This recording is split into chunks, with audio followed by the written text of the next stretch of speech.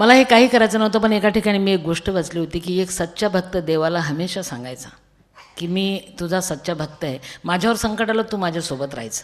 देवाने सांगितलं राहील. असं कसं राहील? अरे तू देव आणि मी भक्त, मला कसं कळणार तू माझ्यासोबत आहे? अरे म्हटलं तुझ्यावर संकट आलं की खूप पाऊस येईल, चिखल झालेला असेल, तू मागं वळून पाहायचं, 4 पावलं उमटताना दिसतील, 2 तुझे 2 माझे. यस. भक्त म्हटला यस. आलं ना त्याच्यावर संकट, पाऊस पडायला लागला, चिखल झाला, त्यांनी मागवळून पाहिलं, 4 पाय उमटत होते. त्याला वाटलं क्या बात आहे, भगवान हमारे साथ आहे.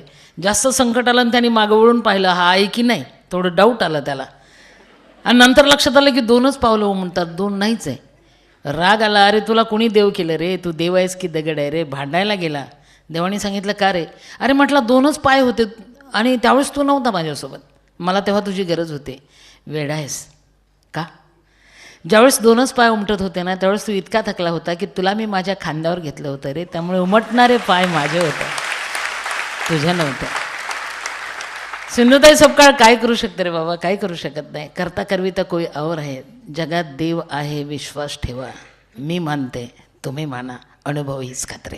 पुढचं बोल बेटा.